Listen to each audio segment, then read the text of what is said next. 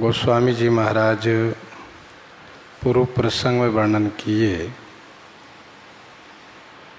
श्री हनुमान जी महाराज श्री रघुनाथ जी से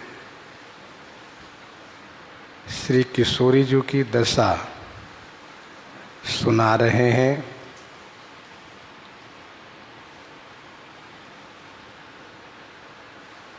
श्री किशोरी जी ने जो श्री हनुमान जी से कहने के लिए कहा है उसी को कह रहे हैं और अपनी ओर से श्री हनुमान जी यह कह रहे हैं कि श्री सीता जी के जो अति विशाल विपत्ति है उसको बिना कहे ही अच्छा है। सीता कई अति विपत्ति विशाला बिना ही कहे भली दीन दयाला।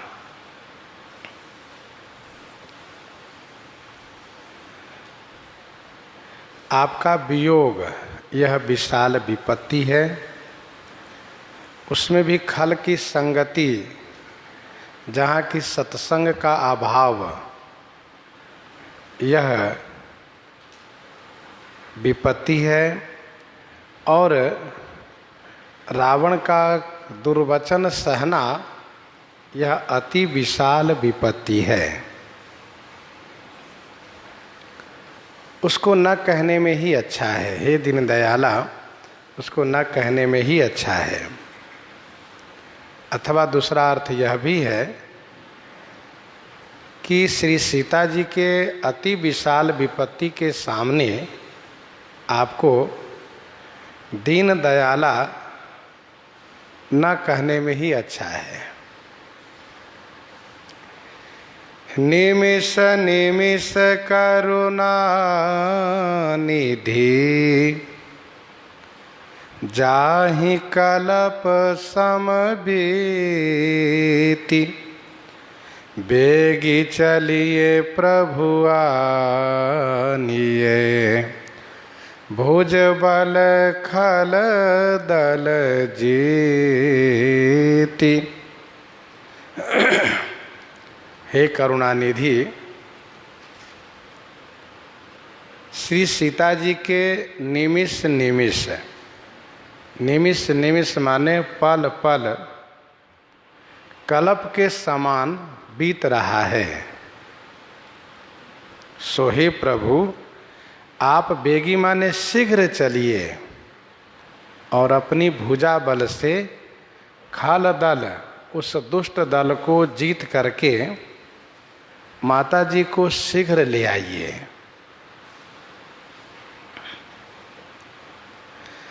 श्री हनुमान जी महाराज विचार करते हैं कि जिनकी दशा को देख करके मुझे जब इतना कष्ट हुआ, देखी परम बिरहा कुल सीता सोछन कपि कलप सम बीता। जब देखने वाले को इतना कष्ट हुआ तो जो उस दुख के भोगता है उनको कितना कष्ट हो रहा होगा।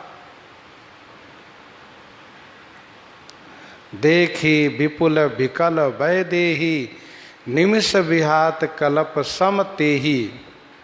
यह दशा उनकी उस समय की थी जब धनुष नहीं टूटा था।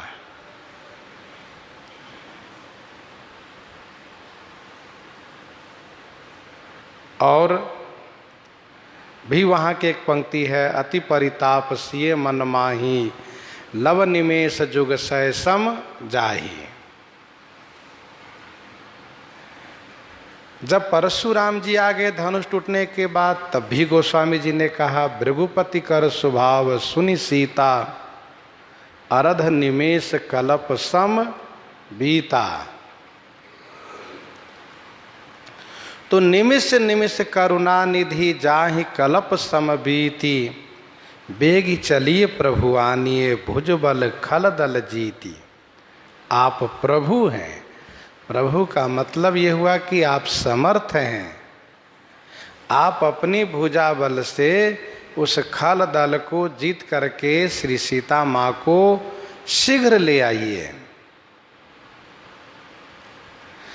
श्री हनुमान जी इस बात को भली भांति समझ चुके हैं कि रावण बात मानने वाला नहीं है,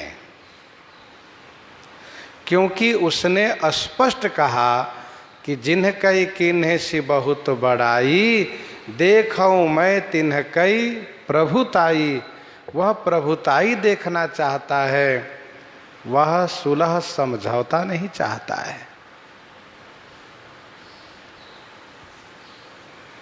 श्री हनुमान जी ने ये भी कहा है कि रावण आजकल बड़ी सावधानी से सेना को देख रेख करता है और युद्ध की पूरी तैयारी में हमेशा सावधान रहता है।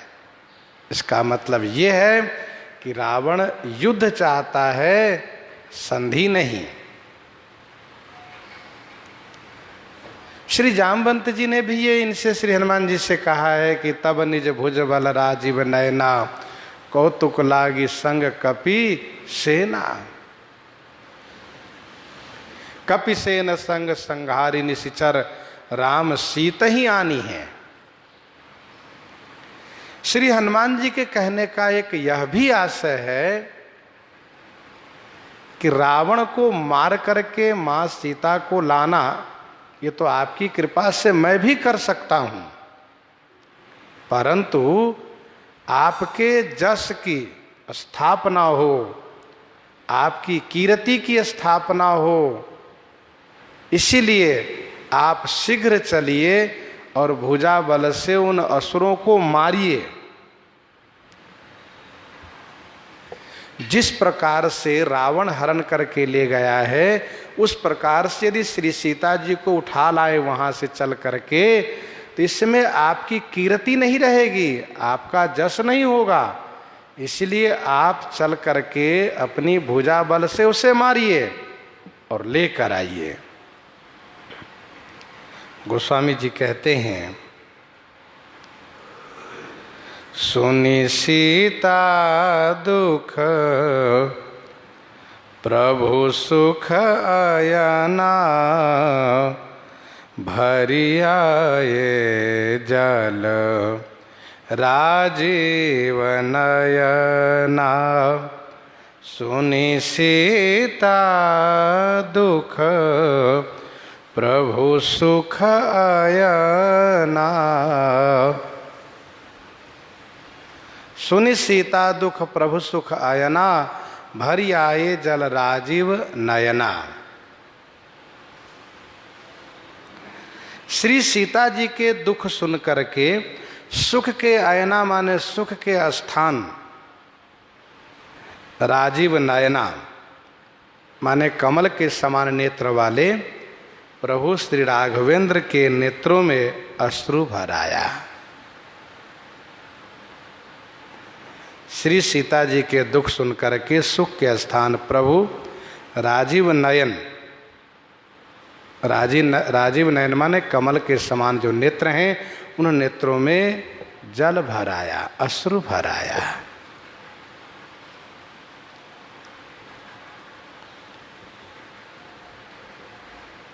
प्रभु ने श्री सीता जी का दुख सुना तो उनके नेत्र सजल हो गए।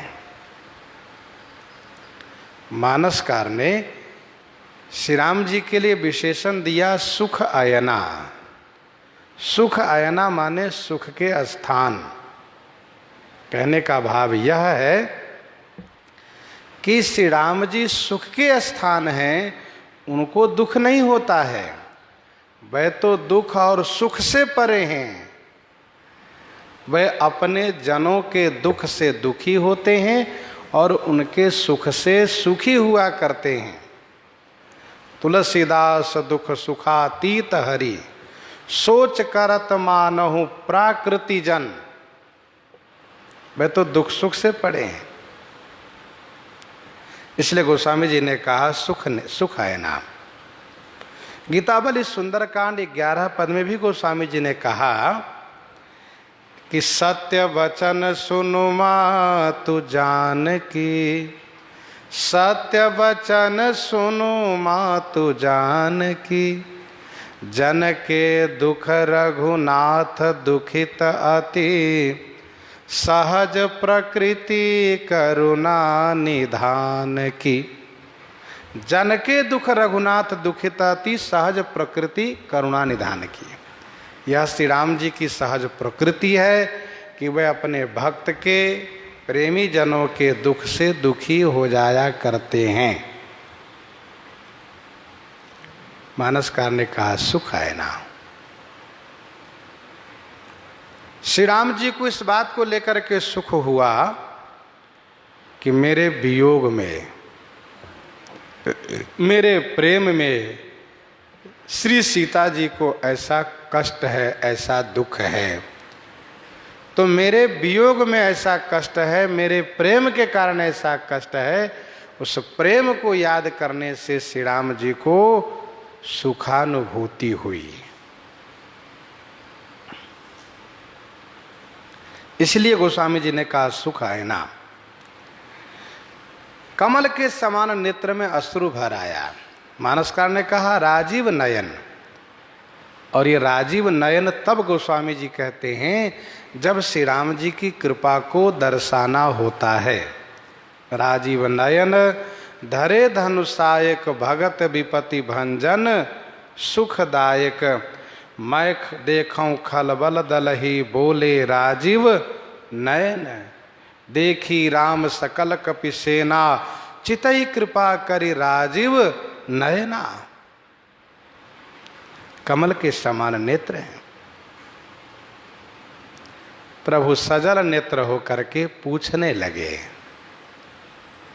हनुमान जी बचन काए मन मम गति जाहि, बचन काए मन मम गति जाहि, सपने हूँ बूझिए विपत्ति की ताहि, सपने हूँ बूझिए विपत्ति की ताहि, बचन काए मन मम गति जाहि।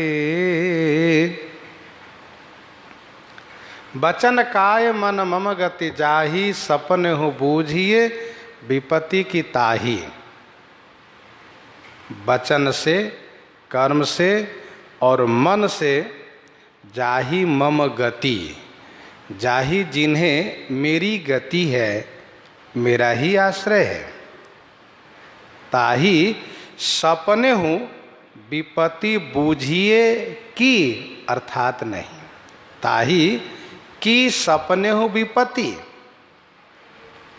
ताहि माने उन्हें, कि माने क्या, स्वप्न में भी विपत्ति होनी चाहिए, अर्थात नहीं। बूझिए माने चाहिए। जैसे विनय पत्रिका 32 में गोस्वामी जी ने लिखा, ऐसे तो ही न बूझिए हनुमान हठीले। बूझिए माने चाहिए।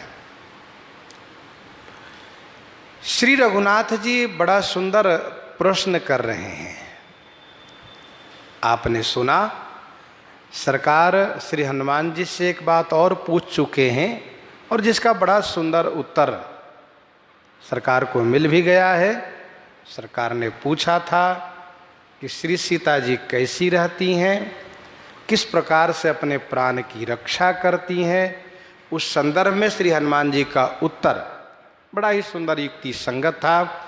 और अब प्रभु ने पूछा कि जिसकी गति वचन मन कर्म से मेरी है, जिनका मन वचन कर्म तीनों मुझ में अनुरक्त है, क्या उन्हें स्वप्न में भी विपत्ति होनी चाहिए?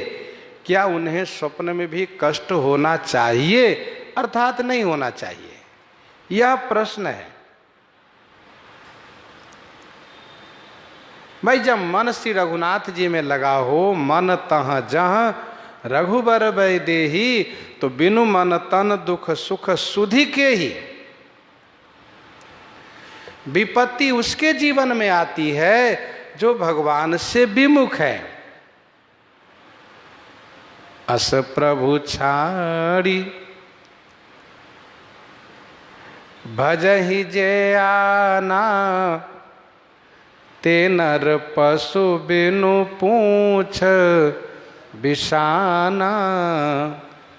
जानत हूँ वस स्वामी बिसारी, फिर हित काहे न होहि दुखारी। जानत हूँ अस प्रभु परिहरहि, काहे न विपत्ति जाल नर परहि। जानत हूँ अस प्रभु परिहरहि, काहे न विपत्ति जाल नर परहि। क्यों न विपत्ति आएगी उनमें? जो ऐसे स्वामी को भुला दिए हो, ऐसे स्वामी को छोड़ दिए हो, किसी और स्वामी को भजते हो। लेकिन जो श्री राम जी में मन वचन कर्म से अनुरक्त हैं, जो ठाकुर जी में अनुरक्त हैं, उनके जीवन की तो बात अलग है, स्वप्न में भी। अर्थात जागृत अवस्था में तो दुख की बात करना ही व्यर्थ है, स्वप्न में भी दुख नहीं होना चाहिए।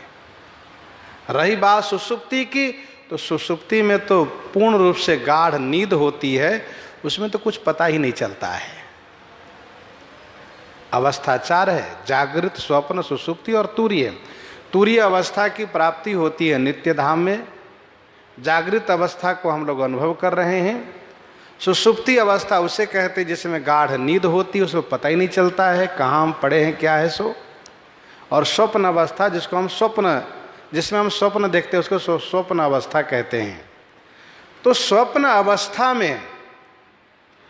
अवस्था में भी विपत्ति नहीं होनी चाहिए। स्वप्न वह अवस्था है जिसमें बुद्धि काम नहीं करती है, और फिर जो हम सोचते हैं, जो विचार करते हैं, जो जीवन में अनुभव करते हैं, उसी का स्वप्न में भी अनुभव करते हैं। तो कभी काल हम स्वप्न में संकट में पड़ जाते हैं। जगने के बाद पता चलता है कि अरे हम व्यर्थ ही इस संकट में पड़े हुए थे हम।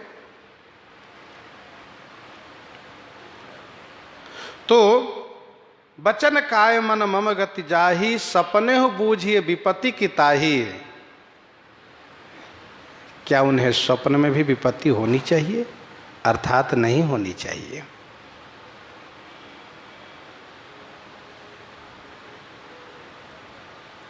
श्री हनुमान जी महाराज इस संदर्भ में भी बड़ा सुंदर उत्तर दे रहे हैं। सरकार जो पूछते हैं उसको हनुमान जी बड़े सुंदर तरीके से उत्तर देते हैं। गोस्वामी जी हम सब के हित के लिए उस बात को लिख रहे हैं। पूर्व जो प्रश्न था उसका उत्तर भी हम सब के लिए बड़ा कल्याणकारी था, और अभी के प्रश्न का जो उत्तर श्री हनुमान जी देने जा रहे हैं वह भी हम सब के जीवन के लिए बहुत उपयोगी है, कल्याणकारी है। श्री हनुमान जी कहते हैं विपत्ति क्या है, इसको समझना चाहिए। कह हनुमंत विपत्ति प्रभु सोई, जब तब सुमिरन भजन न होई। कह हनुमंत विपत्ति प्रभु सोई, जब तब सुमिरन भजन न होई। कहा हनुमंत, श्री हनुमान जी ने कहा प्रभु सोई विपत्ति माने वही विपत्ति है जब तब सुमिरन होई भजन न होई। जब आपका सुमिरन हो और भजन न हो। वैसे पहला अर्थ तो यह है कि जब आपका सुमिरन भजन न हो, यही विपत्ति है। पहला अर्थ तो यह है। श्री हनुमान जी ने कहा हे प्रभु विपत्ति वही है कि जब आपका सुमिरन भजन न होता हो, यही विपत्ति है। पर इस अर्थ में एक प्रश्न उठता है कि किशोरी जी तो पूर्ण रूप से स्मरण कर रही है, नाम पहारु दिवस निशि ध्यान तुम्हार कपाट, सोच भी सीता राखे उरा रटते रहती हरिनाम। दूसरा अर्थ इसका सुंदर है यह कि जब आपका सुमिरन तो होता है पर भजन नहीं होता है, यही विपत्ति है। स्वामी, भक्त आपके सुमिरन भजन दोनों को पाने से सुखी रहते हैं, और दोनों में से जब एक नहीं होता है अथवा दोनों न होता हो, तब इसी को विपत्ति समझते हैं। भक्त जब दोनों को प्राप्त करने में अपने आप को असमर्थ हो जाते हैं कि नाम हम नहीं जाप कर सकते, सेवा नहीं कर सकते, तब भक्त कहते प्रभु अब ये शरीर हम रखना नहीं चाहते, आप इस शरीर को छुटवा दीजिए, अब इस शरीर हमको नहीं चाहिए, क्योंकि इस शरीर से अब न सुमरन होवे न भजन होवे, तो इस शरीर किस काम का, केवल खाने सोने के लिए थोड़े न होवे। कहा हनुमंत विपत्ति प्रभु सोई, जब तब सुमिरन भजन न होई। ध्यान दीजिएगा, सुमिरन और भजन ये दो बातें हैं। उत्तर कांड में श्री रघुनाथ जी कागभूषुंडी जी से कहते हैं कि कबहू काल न व्यापहि तोहि, सुमिरे सुभजे सु निरंतर मोहि। निरंतर सुमिरेसु भजेसु, तब काल नहीं व्यापेगा। सुमिरन क्या है? सुमिरन नाम स्मरण करना, चाहे अजपा जाप हो, चाहे बैखरी जाप हो, चाहे मानसी जाप हो, लेकिन जाप अनवरत होना चाहिए। बहुत लोग कहते हैं मन से तो जाप करते ही रहते हैं। मन से जाप का मतलब ऐसा नहीं है कि आपके मन का जाप अनवरत चल रहा है। यदि मन पूर्ण रूप से नियंत्रित है तब तो हम आपकी बात मान सकते हैं, नहीं तो मन से जाप आप करना शुरू किए तो मन कहीं और बाजार में घूमने लगता है। इसीलिए वैखरी जाप अनिवार्य है। जब हाथ में माला हो, कुछ लोग कहते हैं माला की क्या आवश्यकता है, यूँ ही हम जाप करते हैं। और कुछ तो ऐसे लोग हैं श्री कबीरदास जी के दोहे को लेकर के ही अपने आप को कबीरदास जी बनने लगते हैं, जबकि श्री कबीरदास जी की जो अवस्था है उस अवस्था को प्राप्त करना आसान नहीं है। कहते हैं एक हाथ माला छोड़ दो, कल मन ही मन जाप करो, पर इस बात से हम लोग सहमत नहीं हैं। मन से जाप वह कर सकता है जो श्री कबीरदास जी जैसी अवस्था को प्राप्त कर लें, जो पूर्ण रूप से वैराग्यवान हो, सांसारिक प्रपंचों से निर्लिप्त हो, कोई हर्ष विषाद से उनको कोई फर्क न पड़ता हो, उनके लिए तो सुमिरन का मतलब स्मरण होना चाहिए, जाप होना चाहिए। हाथ से माला घुमाएंगे तो स्वाभाविक है कि जब उंगली पर माला के दाना जब खसकाएंगे उंगली से, जब हाथ पर जब माला जब लिए रहेंगे तो माला के माध्यम से स्वाभाविक है कि नाम हम लेंगे ही। और यदि माला न लिए हो तो आप फिर वैखरी वाणी सीताराम सीताराम सीताराम करो, तब तो बढ़िया बात है।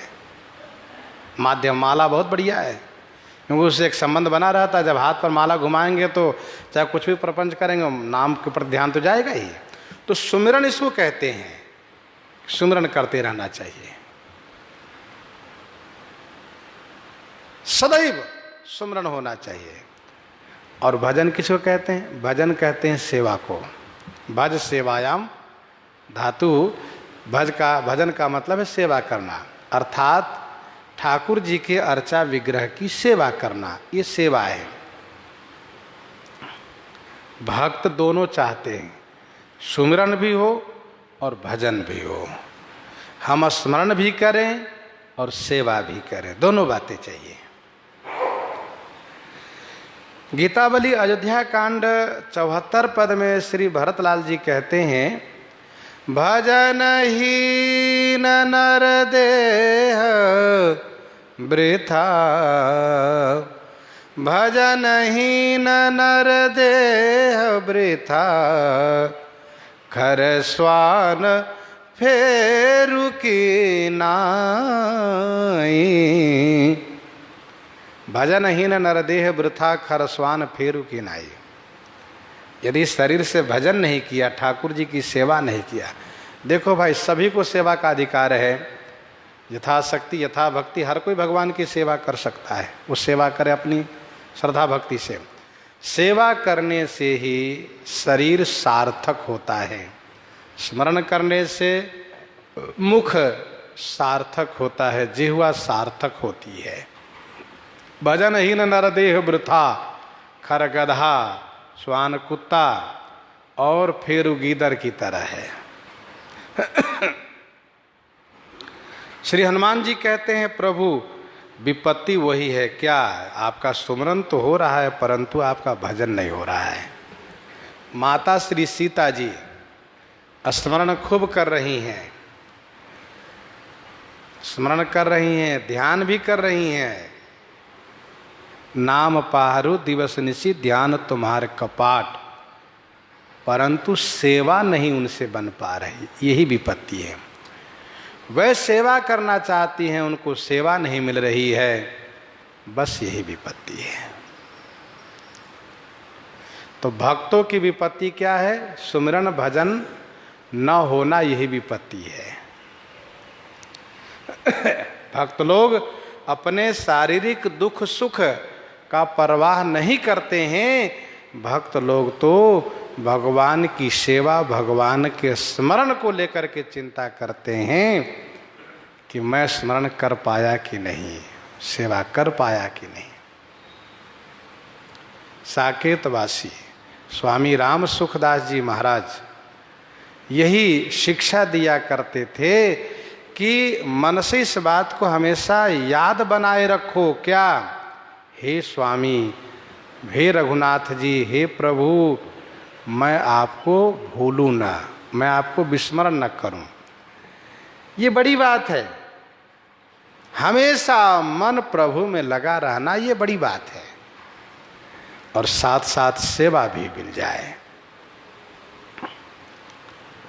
तो किशोरी जी को स्मरण तो प्राप्त है पर सेवा नहीं मिल पा रही है, हाथ से सेवा नहीं कर पा रही, यही विपत्ति है। सो सेवा तब मिलेगी कब? जब आप श्री किशोरी जी को लंका से मुक्त करा करके यहाँ ले आइए, असुरों को मार डालिए, राक्षसों को मार डालिए। श्री हनुमान जी कहते हैं सरकार, इन असुरों को मारना कोई बड़ी बात नहीं आपके लिए। केतिक बात प्रभु जातु धान की, रिपुहि जीती आनि भी जान की। केतिक बात प्रभु जातु धान की। प्रभु जातु धान, इन असुरों की बात ही कितनी है। रिपु ही जीती आनवी जानकी, रिपु ही माने शत्रु को जीत करके माँ जानकी जी को ले आइए। श्री हनुमान जी प्रार्थना कर रहे हैं सरकार से कि इन असुरों की बात ही कितनी है।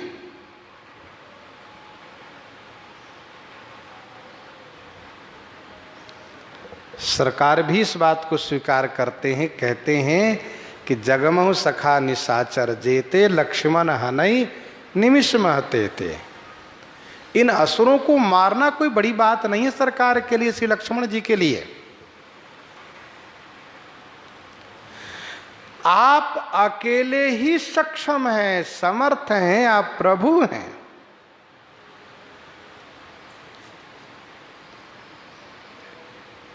इन असुरों के लिए बात कितनी है, इनको मारना कोई बड़ी बात नहीं है। कहते को बात प्रभु जात धान की। सरकार आप हमें आज्ञा दीजिए, मैं जाऊं मार करके मां जानकी को ले आऊं, अथवा हम सब चलें, हम सब चलें और उन असुरों को मार करके मां जानकी जी को ले आवें।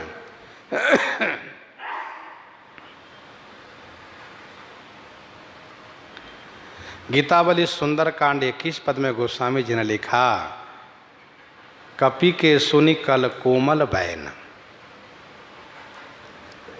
सरकार हनुमान जी की बात सुन करके इस बात को सोचने लगे कि समुद्र पार करना, फिर रावण को ससैन्य मारना, ये तो बड़ा कार्य है। सरकार ने यह सोचते हुए हनुमान जी की ओर देखा तो हनुमान जी बड़े प्रसन्न दिखाई दे रहे हैं। तो लही नाव पवनज प्रसन्नता, बरबस तहाँ गयो गुणमैन। सरकार ने जब देखा हनुमान जी प्रसन्न है तो इसका मतलब यह हुआ कि यह हनुमान वहां से होकर आया है। और जब ये हनुमान जी कह रहे हैं कि केतिक बात प्रभु जात उधान की, तो कोई चिंता करने की बात नहीं है, फिर हम लोग चले।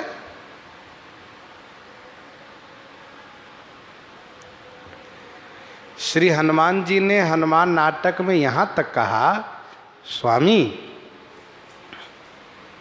लंका की दशा इस समय बिगड़ चुकी है। कैसे? कहा वहां भगदड़ सी मची हुई लगी है, भगदड़ सी मची हुई है। अर्थात भागो भागो की चर्चा हो रही है। लोग कह रहे भाग लो भाई लंका से। एक कहते हैं कि अरे भैया, हाँ, महाराज के रहते हुए एक वानर ने लंका को जला दिया। देखा कहाँ, एक ही वानर थोड़े ना उनके पास, और भी वानर है उनके पास। एक ने लंका जला दिया, दूसरे आएंगे तो हम लोग को खोज खोज कर मारेंगे, और इससे अच्छा है कि हम लोग को भाग लेना चाहिए। दूसरे कहते अरे भैया भागो, ये ठीक नहीं है, महाराज के साथ रहना चाहिए। कहा वो तो ठीक है, पर महाराज नीति धर्म पर नहीं चलते हैं, नीति को छोड़ दिए, इसलिए महाराज को छोड़ देना हम लोगों के लिए हित में है। तो तीसरा कहता है अरे भैया भाग के जाओगे कहाँ, सागर है, सागर को उल्लंघन करना बड़ा कठिन है। कहा कोई बात नहीं, हम लोग काम रूप है, भाग लो। तो मानो श्री हनुमान जी ने कहा कि लंका में तो भगदड़ सी मची, भागने की तैयारी सब कर रहे हैं। और ध्यान दीजिएगा, जिस राजा के प्रजाजन, जिस राजा के सैनिक हतोत्साह हो जाए, मनोबल उनका टूट जाए, तो उसको परास्त करना आसान हो जाता है, कोई कठिन नहीं रह जाता है। श्री हनुमान जी वह कार्य करके आए हैं कि वहाँ निशाचर रहीं सशंका, जब ते जारी गयौ कपिलंका, निज निज गृह सब करहि विचारा, नहीं निश्चर कुल केर उबारा। अब तो राक्षस कुल का बचाव नहीं है भैया, यही चर्चा लंका के घर घर में होती है। इसलिए हनुमान जी ने कहा कि रिपुहि जीति आनबी जानकी। आनबी माने हम सब ले आएंगे, हम सब चलेंगे, आप चलिए। तो आप केवल आदेश कीजिए, या तो हम सबको आदेश दीजिए हम जाकर ले आते हैं हम लोग, या तो आप हम सबको लेकर चलिए, पर चलिए जरूर। कितिक बात प्रभु जात उधान की, रिपुहि जीति आनबी जानकी। ध्यान देने वाली बात यहाँ पर यह है कि वैसा व्यक्ति हो जो कार्य के लिए उत्साहित करें। एक वह व्यक्ति होता है कि कार्य में दुविधा दिखाता है, चलेंगे कैसे, क्या होगा, बड़ा कठिन काम है, हो पाएगा कि नहीं हो पाएगा। पहले ही असमंजस दिखाने वाले से काम बिगड़ने लगता है। और जो ये कहते हो अरे क्या है, कोई बड़ा कठिन काम थोड़ा ना है, यह कार्य हम सब के लिए संभव है, करके तो देखें, कोई काम मनुष्य ही तो करता है। इस प्रकार से जो उत्साह से भरा हो तो उनके लिए कोई भी काम कठिन नहीं होता है। इसीलिए किसी कार्य में कभी भी हतोत्साह नहीं होना चाहिए। हतोत्साह होना ये कायरता का पहचान है, उत्साह होना ये वीरता का पहचान है।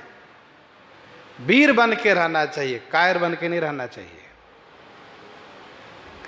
श्री हनुमान जी ने कहा कि सरकार चलिए, रिपुहि जीति आनबी जानकी, हम सब ले आएंगे। गोस्वामी जी कहते हैं, सरकार कहने लगे, सुनु कपि तो ही समान उपकारी, नहीं को सुर नर मुनि तनुधारी। सुनु कपि तो ही समान उपकारी। हे कपि सुनो, तो ही समान उपकारी, आपके समान उपकारी सुर नर मुनि तनुधारी को नहीं। हे हनुमान जी सुनो, आपने इस वानर शरीर से जो उपकार किया है ना, ऐसा उपकार न सुर तन से, न नर तन से, न मुनि तन से हो पाता। क्यों? क्योंकि सुर नर मुनि सब की यह रीति, स्वार्थ लागी करहीं सब प्रीति। और आपने इस वानर तन से उपकार किया। सुनु कपि तो ही समान उपकारी,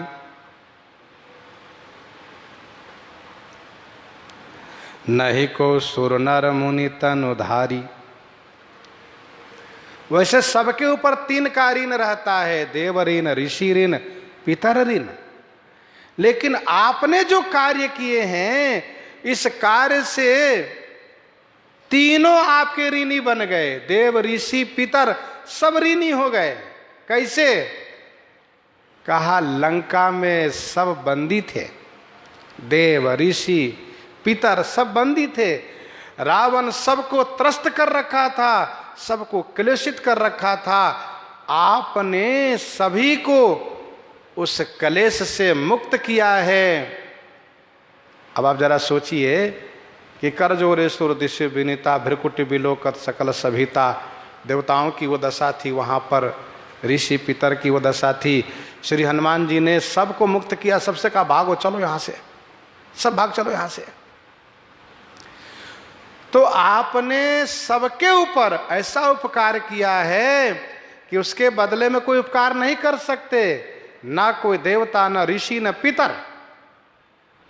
क्योंकि आपने वह कार्य कर दिखाए कि जिससे कि सबके जीवन में सुख आ गया। इसलिए नहीं को सुर नर मुनि तनुधारी। सुनु कपि तो ही समान उपकारी।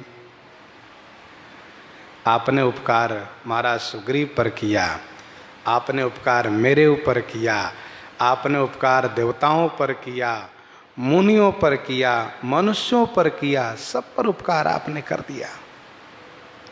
नहीं को सुर नर मुनि तनुधारी, कोई नहीं है आप जैसे उपकारी, कोई नहीं है हनुमान जी।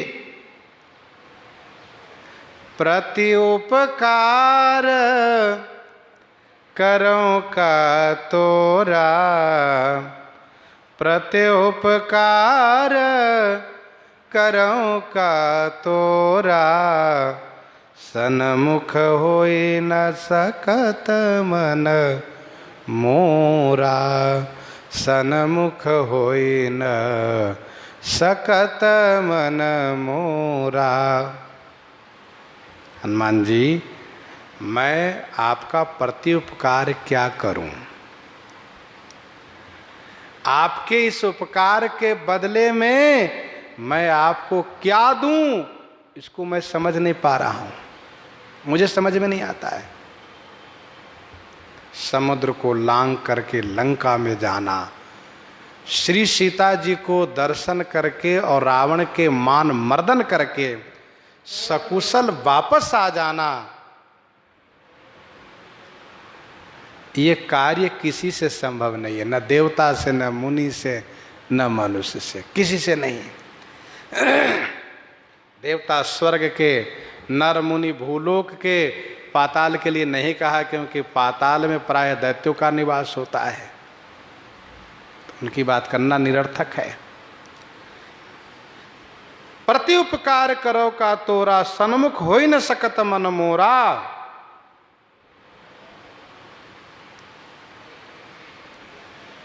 प्रति उपकार के बदले में मेरा मन आपके सन्मुख नहीं हो रहा हनुमान जी। मैं मन से नहीं सोच पा रहा हूं क्या देना चाहिए और क्या होना चाहिए। हनुमान नाटक में सरकार ने कहा कि मैं नहीं चाहता कि प्रति उपकार मैं आपका करूं। मैं नहीं चाहता, मैं प्रति उपकार चाहता ही नहीं हूं। क्यों? कहा प्रति उपकार चाहने का मतलब यह हुआ कि आपके ऊपर विपत्ति को बुलाना, आपके ऊपर विपत्ति का बुलाना, आपके ऊपर विपत्ति आवे फिर मैं आपकी सहायता करूं, तब तो प्रति उपकार होगा ना। इसीलिए मैं नहीं चाहता, मेरा मन कभी नहीं चाहता, मैं मन से नहीं चाहता हूं कि मैं आपका प्रति उपकार करूं ना। आप समझ रहे होंगे सरकार कहना क्या चाहते हैं। कहना यह चाहते हैं कि जैसी विपत्ति हमारे ऊपर आई है और आपने उस विपत्ति में उपकार किया, आपके लिए प्रति उपकार का मतलब यह हुआ कि मैं कामना करूं कि आपके लिए भी विपत्ति आवे। संसार में यदि किसी के दुख के समय में आप साथ दीजिए तो वह भी सोचता है कि आपको भी कभी दुख आएगा तो हम भी आपको साथ देंगे। संसार के लोग ऐसा कहते हैं।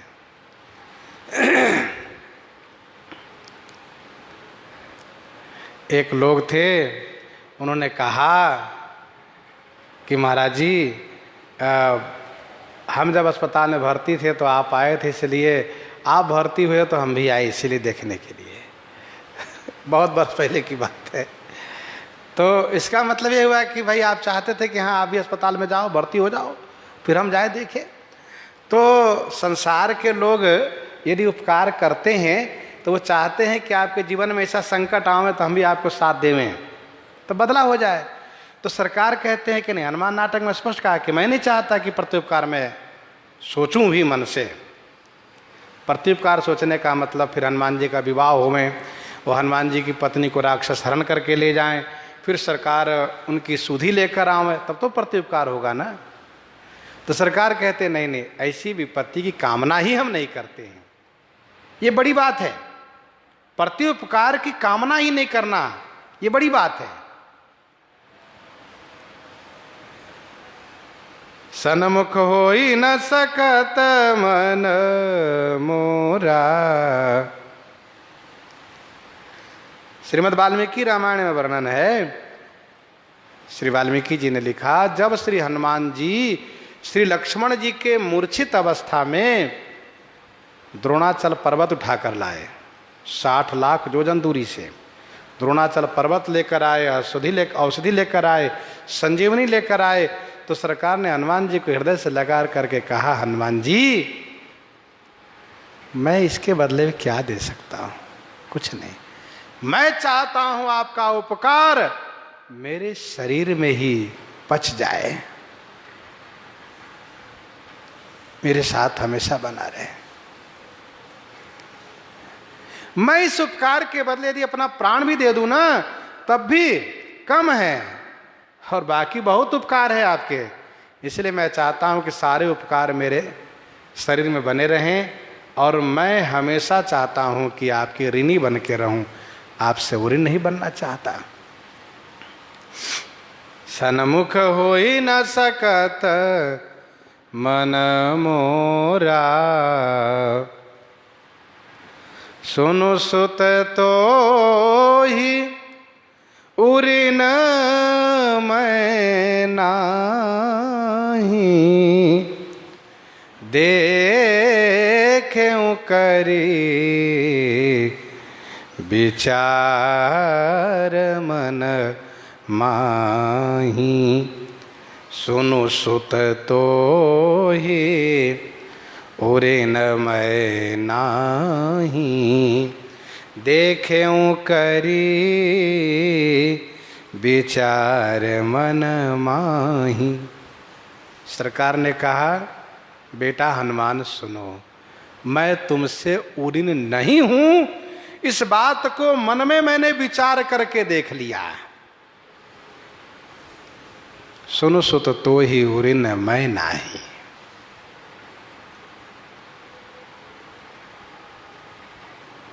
पुत्र हनुमान, मैं तुमसे ऊरीन नहीं हूं। सरकार श्री हनुमान जी को पुत्र भाव को स्वीकार कर लिए।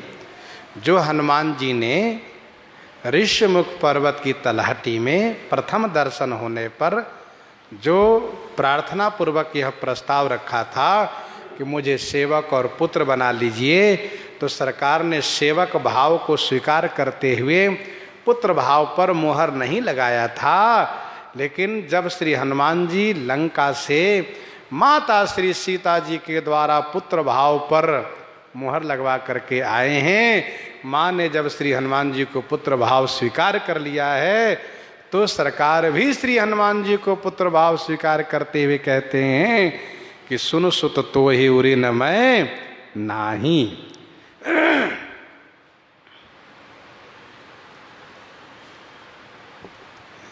एक बात और,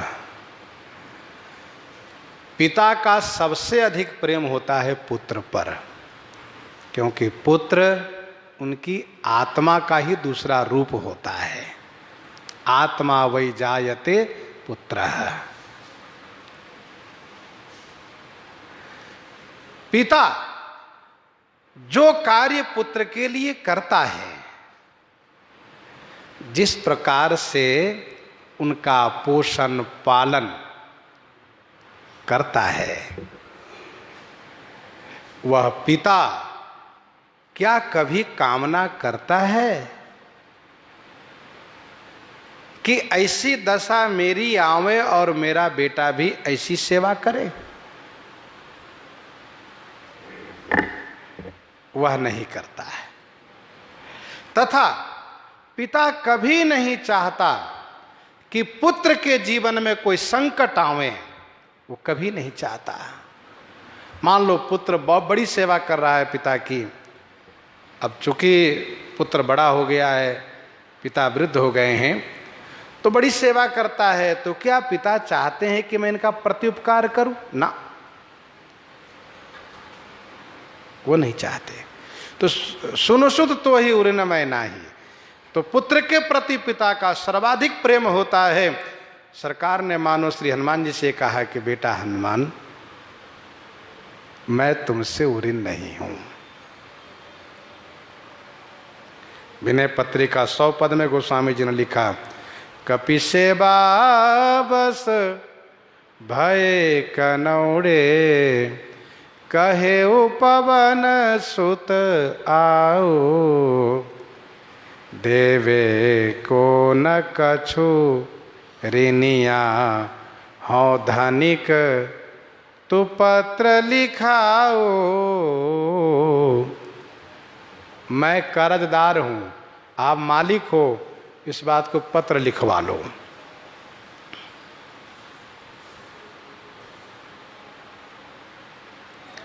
कवितावली उत्तरकांड 19 पद में गोस्वामी जी ने लिखा, साची सेवकाई हनुमान की सुजान राय, ऋणिया कहायो है बिकाने ताको हाथ जो। वहीं विनय पत्रिका 164 पद में गोस्वामी जी ने लिखा, प्रेम कनौड़ो राम सो त्रिभुवन त्यों काल, न भाई तेरो ऋणी कहायो है कपीसो, ऐसो मान ही को सेवकाई।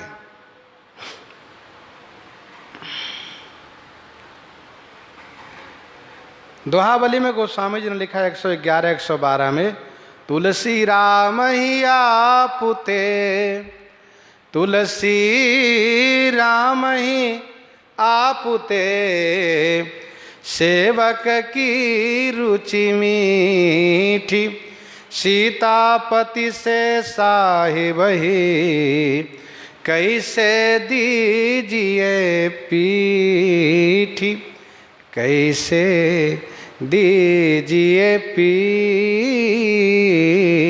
मीठी, सीतापति से साही वही कैसे दीजिए पीठी। सुनु सुत तो ही उरी न मैं नाही, देख्यों करी विचार मन माही। भगवान श्री राघवेंद्र के परिवार ही नहीं, प्रजाजन सब हनुमान जी के ऋणी है, क्योंकि हनुमान जी महाराज ने सभी के प्राण को बचाया है। ऋणी तो लक्ष्मण जी भी है, परंतु लक्ष्मण जी क्या है, अपने जीवन में श्री राम जी को ही सर्वोपरि मानते हैं। मेरा जीना और मरना श्री राम जी के हाथ में है, पर सभी ऋणी हैं हनुमान जी के।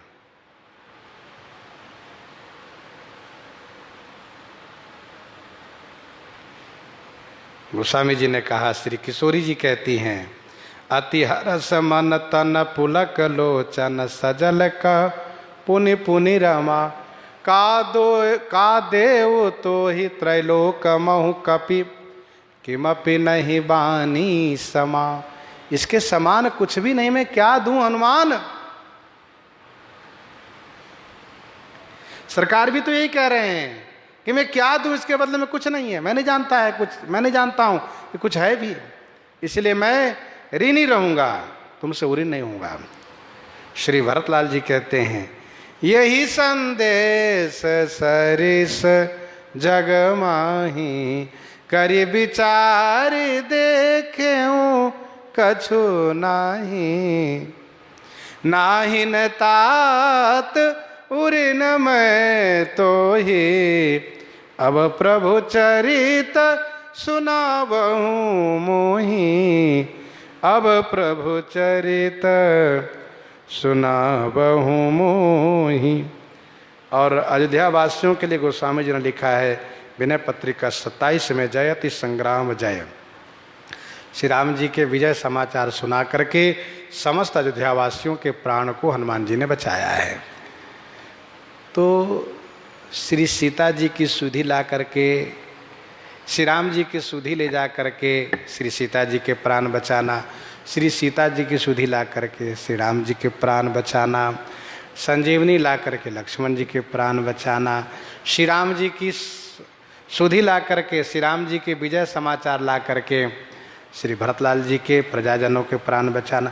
तो श्री हनुमान जी महाराज तो पवन पुत्र हैं, सबके प्राण बचा रहे हैं, सबके प्राण के रक्षक हनुमान जी हैं।